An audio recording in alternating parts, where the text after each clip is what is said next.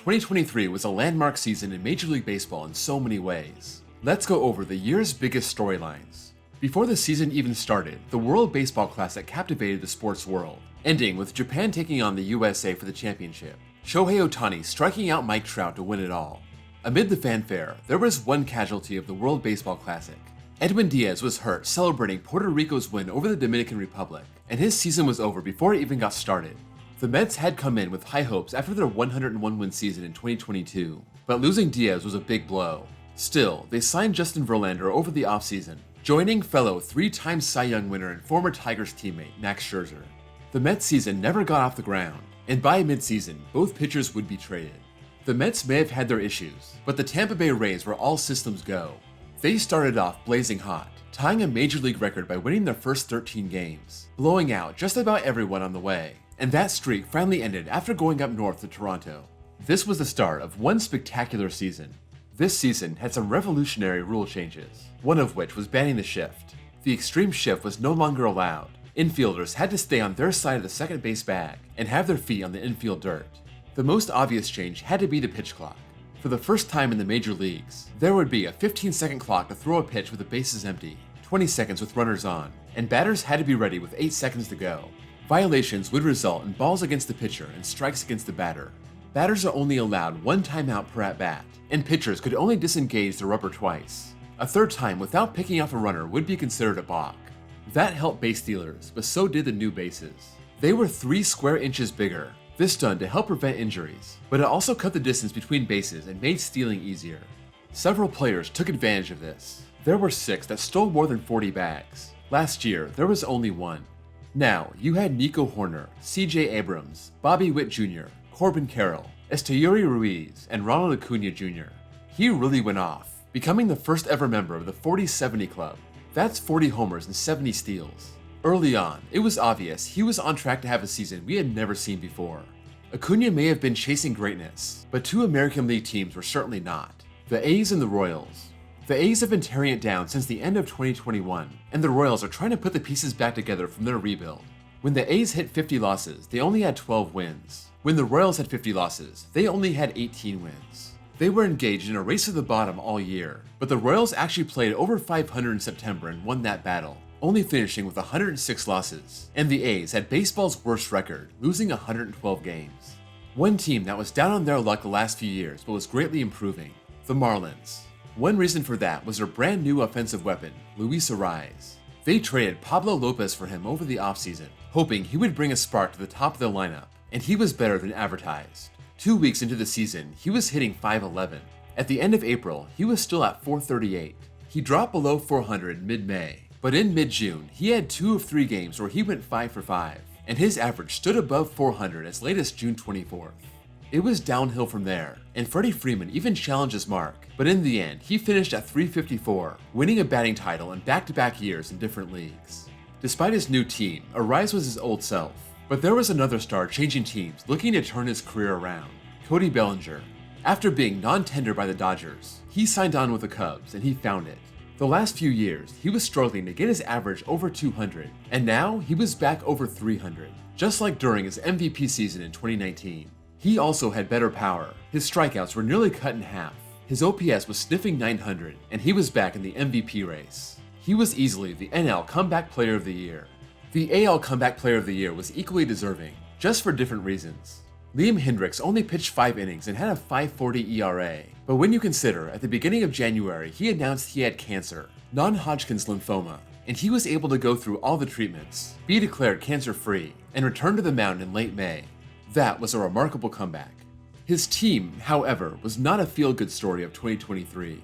The White Sox looked like a team on the rise after 2021, but they were a very disappointing .500 team in 2022. They lost Jose Abreu in the offseason, but there was still high hopes for the year. The White Sox proceeded to have their worst season since 1970, losing 101 games, and there were reports of clubhouse turmoil, especially from guys who got traded at the deadline. Kenyon Middleton said there were no rules, no consequences, rookies sleeping in the bullpen, and Lance Lynn backed him up on that. This was punctuated by Tim Anderson getting in a fistfight with Jose Ramirez, and of course, Anderson taking one right in the face. For a while, it looked like the Mariners were going the same direction as the White Sox. They were a playoff team last year. They had so much hope coming into this year, but after 100 games, they were 50-50. Then, they had one of the greatest months ever, 21-6 in August, led by their star, Julio Rodriguez. In August, he had a 4-game span of having 4 or 5 hits, going 17 for 22 in that span, and in that month, he raised his average 35 points and OPS 90 points. The Mariners were once 10.5 games out of first place, and they made the AL West a 3-team race, capturing first place in late August and holding it until September 3rd. In the end, they fell short, but they gave their fans something to cheer about. The Reds fans didn't have much to cheer about last year. After almost making the playoffs in 2021, they had a fire sale and had their worst season in 40 years, losing 100 games for only the second time ever. It didn't take them long to rebuild. They had a slow start, 29-35 in mid-June, but they had an emerging core of young stars. That included Elly De La Cruz. He made his debut on June 6. The Reds walked off the Dodgers, and a couple days later, they launched a 12-game winning streak, propelling themselves into first place. They couldn't sustain it, and they fell just short of the playoffs, but the Reds were fun again. They had a top 5 offense in the National League, but their pitching ended up doing them in. One team that never faded was the Baltimore Orioles. 2 years after losing 110 games, they took a big step forward last year and completed their quest back to the top in 2023. It was actually better than anyone could have expected, winning 101 games, having their best season since 1979. This is a young team with very little star power, but some recent call-ups like Adley Rutschman and Gunnar Henderson promise to be the stars of the future. The Orioles kicked open their window of opportunity, and that window figures to stay open for a long time. The Orioles were winning with rookies and second-year players without a big high-priced star. The Angels were not lacking in star power, but winning hasn't been so easy. They held the best card the league has ever seen, Shohei Ohtani, but his contract was ending at the end of the season. It was clear, if the Angels did not contend this year, he would look elsewhere in the offseason. They showed some promise, 7 games over 500 in late June, but they fell under 500 at the All-Star break, and they needed to make a decision. Ohtani was having one of the best seasons of all time, absolutely dominant on the mound, but also the best power bat in the major leagues. Mid-season, it was obvious the AL MVP was his to lose. His trade value would never be higher, but the Angels won 8 out of 9 after the break, and instead of trading Ohtani, they went all in. They were buyers, getting Lucas Giolito, CJ Cron, Randall Grichuk, and they entered August 5 games over 500. Then, they lost their first 7 games of the month. By early September, they were 13 games out of a playoff spot and just played out the stretch. Their chances of keeping Ohtani went out the window, and he signed on with the Dodgers in early December. The Angels may have been used to losing, but the Yankees were not.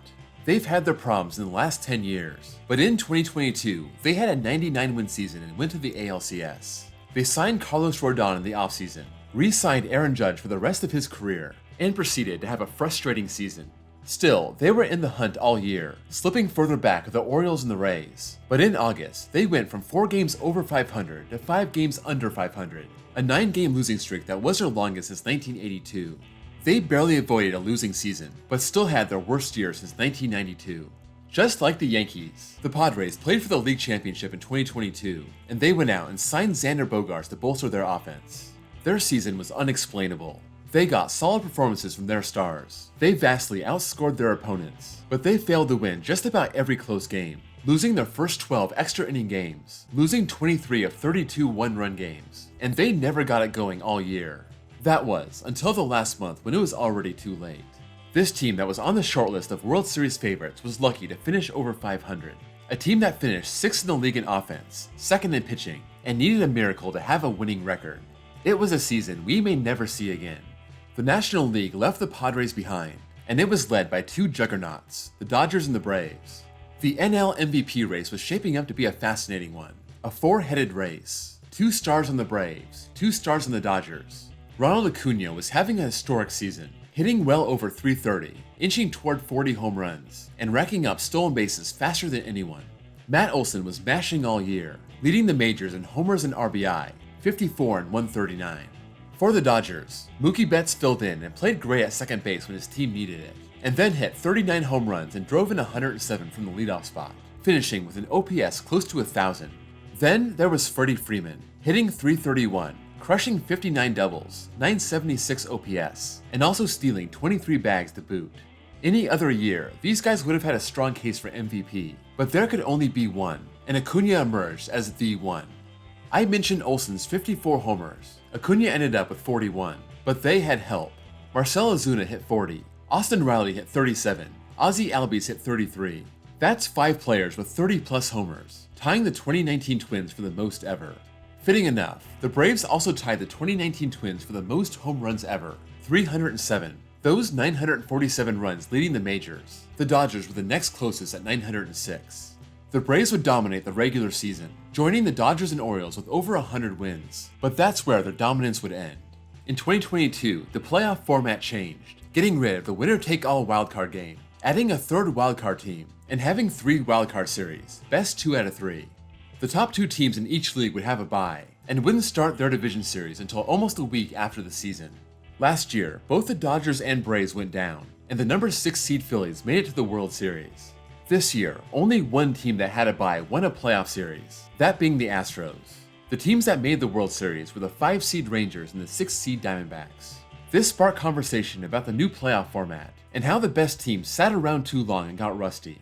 That became the story of the playoffs, and a lot of people are calling for change. No matter what happens in the future, nobody can take away what the Texas Rangers did in 2023. They started building this team through free agency in 2022, bolstered their pitching in 2023, brought a legendary manager, Bruce Bochy, out of retirement, and this team just clicked this year. They were among the American League's best from start to finish. Just had a swoon at the end that cost them the AL West, but they caught fire in the playoffs, went on the road and won 4 games in Houston to capture the AL pennant, and dominated Arizona to win the franchise's first ever World Series title. Before we say goodbye to this video, we have to talk about the players we said goodbye to in 2023. Adam Wainwright put an end to his 18-year career, a 3-time All-Star, Gold Glove winner, top 3 in Cy Young voting 4 times, and a 2006 World Series champion. He did not have a good year, but he was able to win his 200th game, and even got the pinch hit at the end of the season, getting a great send-off from the fans. And then there was Miguel Cabrera.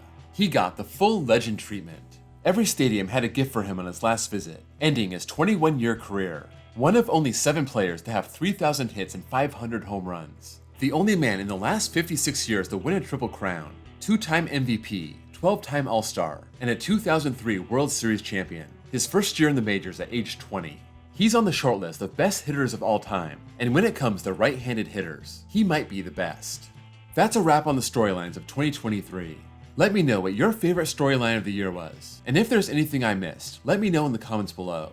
If you enjoyed this video, please drop a like, and if you're new here and love baseball content, please give me a sub. Thank you all for watching, and I'll see you all next time.